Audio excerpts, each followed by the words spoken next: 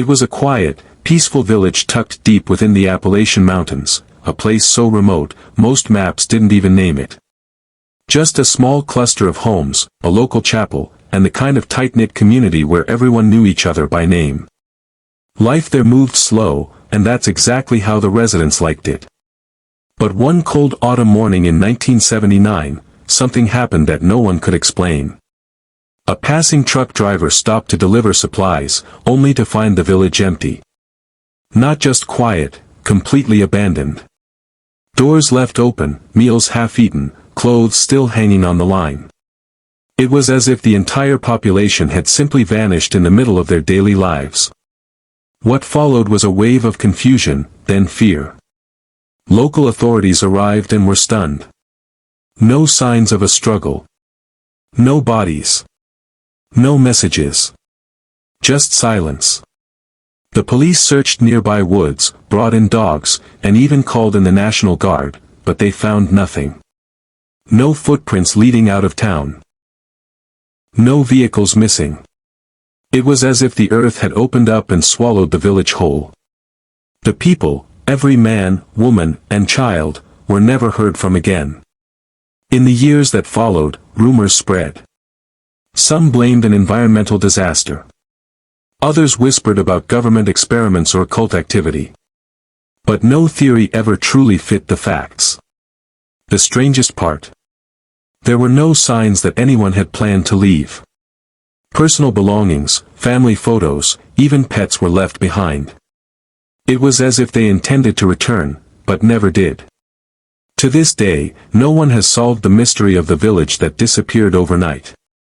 But one forgotten journal, discovered decades later in a sealed attic, might finally reveal what really happened. And what it says, will leave you speechless.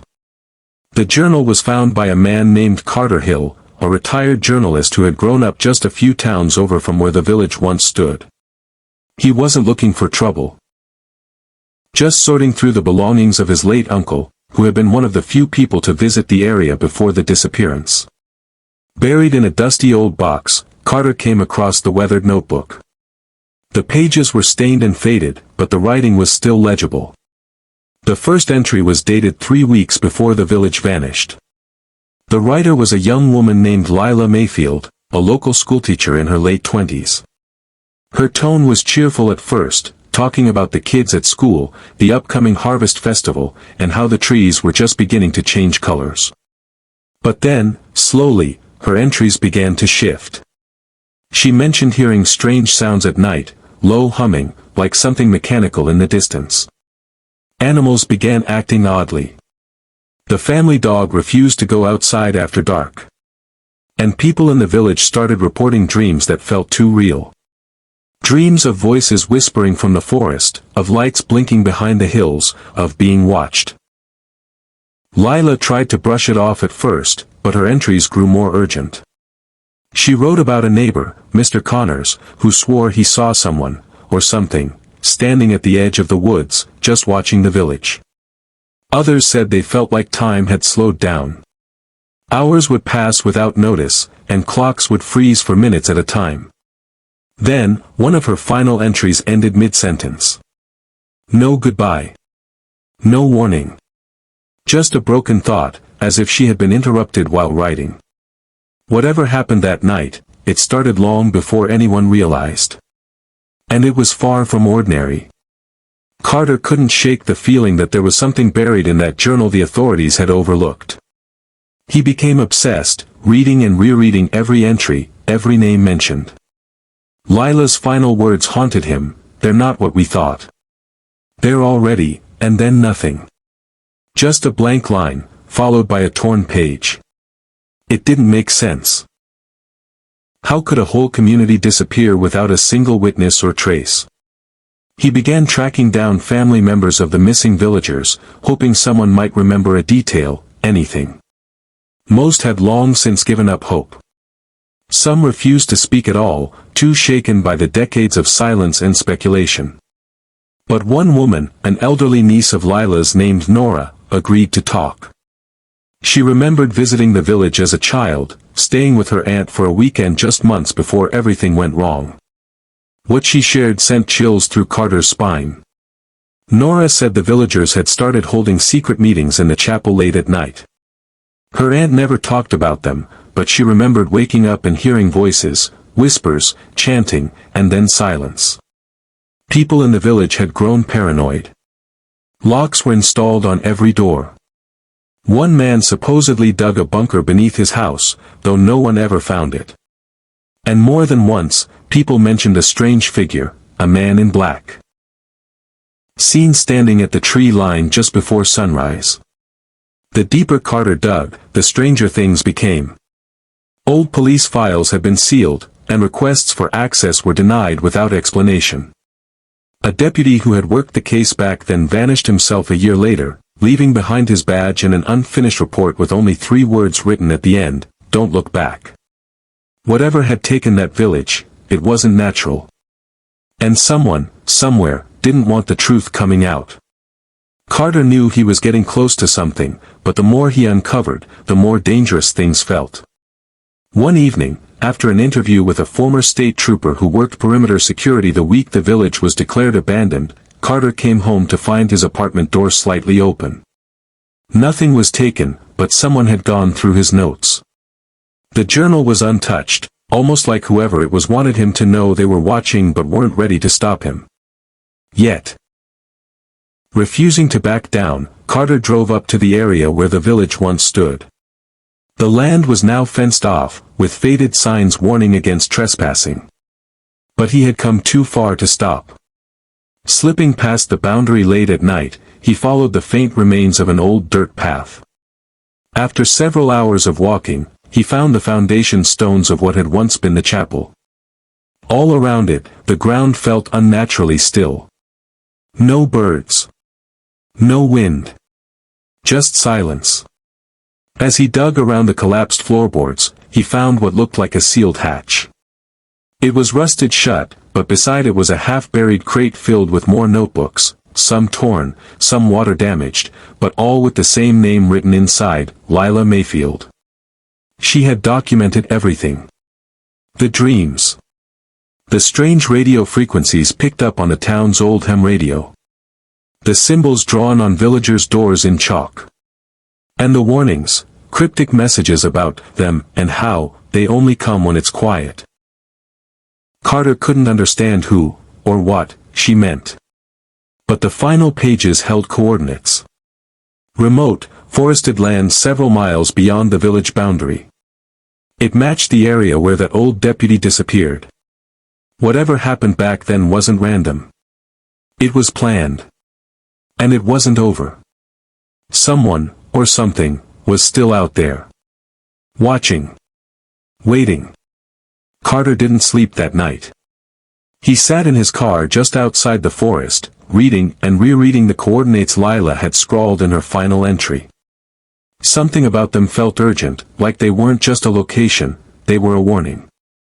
By sunrise, he made his way deep into the woods, using an old trail marked on one of the maps he found in the crate. It led him to a clearing, one so untouched it looked like no one had set foot there in decades. But in the center of the clearing, half buried beneath overgrowth, was a rusted metal structure, something like an old underground shelter, sealed tight. That's when Carter's phone buzzed. No signal for hours, yet somehow, a message had come through. No number. Just text. Turn back. You've seen enough. His stomach sank. Someone knew where he was. And they weren't bluffing. Before he could react, a soft hum began to rise from beneath the ground. Not mechanical, but low, steady, almost like it was coming from inside his head. Carter backed away, but the hum only grew louder. Then he noticed something, markings in the dirt, circles and lines, eerily similar to the symbols in Lila's journals. This wasn't just a bunker. It was something older. Something hidden for a reason. Panicked, Carter rushed back to town and confronted Nora, hoping she could help make sense of what he'd found. That's when she finally told him the part she had left out, the real reason her family never spoke about the village. Her mother, Lila's sister, had received a letter days after the village vanished. No return address. Just one sentence written in her sister's handwriting: "We didn't leave." That single line changed everything. The villagers hadn't vanished. They were still there. Somehow. Somewhere. And Carter had just opened a door that was never meant to be found. Carter returned to the forest one final time, heart racing, journal in hand, and coordinates burned into his mind. This time, he brought tools, determined to open that hatch and uncover what had been buried for decades. The hum had stopped, but the air still felt heavy, like the ground itself was holding its breath. He cleared the dirt and rust from the sealed entrance and pried it open, metal screeching in protest. A cold rush of air escaped, along with a smell that reminded him of damp earth and time left still. He climbed down slowly. The tunnel was narrow and dark, but the walls were covered in writing, Lila's handwriting, messages etched with urgency. Warnings. Notes. Questions. And then, further in, Carter entered a chamber lined with old furniture, faded clothing, and belongings, untouched. Time had stopped down here. But it wasn't abandoned. In the corner sat a device, old but pulsing faintly.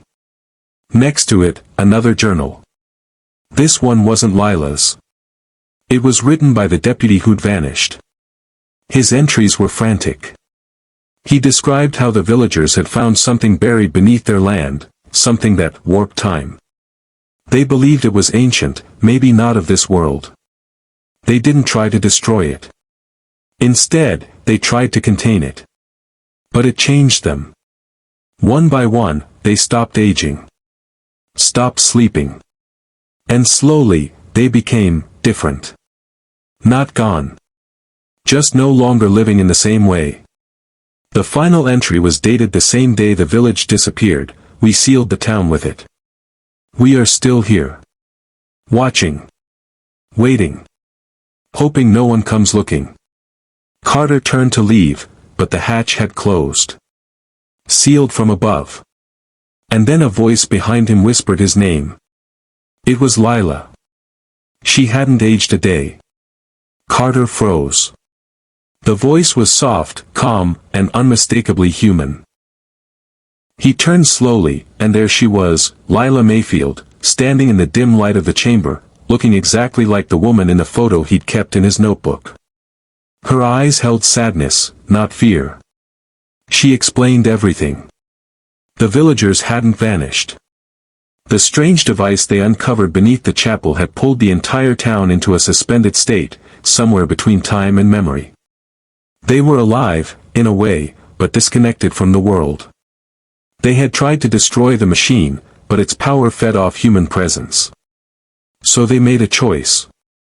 They sealed the town, sealed themselves in, and waited, hoping time would forget them. Lila had stayed behind to document it all, believing someday, someone might come who would listen. Carter asked if they could leave. Her answer was quiet, "Not all of us want to. But some did." She handed him a small device, a part of the machine's core, something the others had refused to touch.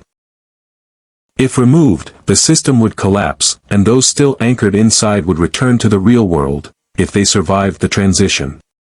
Carter had a choice: restore what once was, or leave it buried forever.